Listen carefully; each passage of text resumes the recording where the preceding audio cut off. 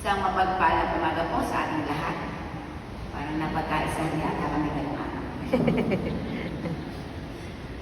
Sa lahat ng nangyayari daw po sa ating buhay ay may mabuti at magandang dahilan.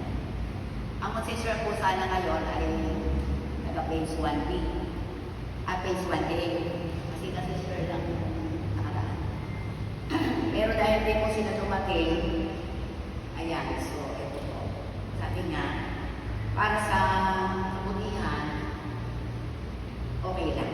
Okay po. So, yung aming pong pagninilayan ay yung sa mga pagbasa sa Ebanghelyo po. Para sa akin, ang muling pagkabuhay ng Panginoong Hesus. Walang pari kaming kasama. Si Brother Romy ang nag-misa. Kasi wala si Father Paul. Yan ang nag-misa sa ating Bible service. Ang husband ni Ate Tess Santiago na aming katikista. Kasama kong katikista. Magaling nila. Silang dalawang mag-asawa ang nagaling.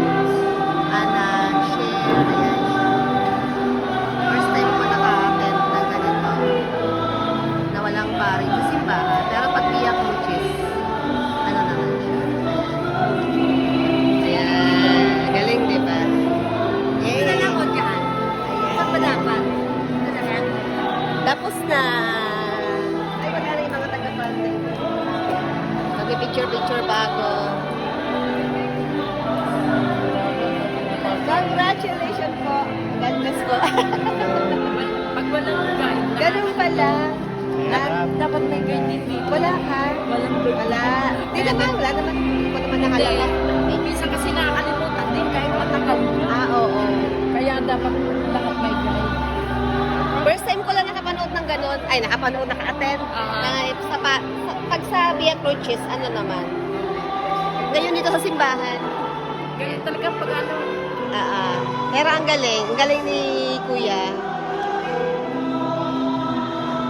Ganun pala ang trabaho ng ng mga lay minister.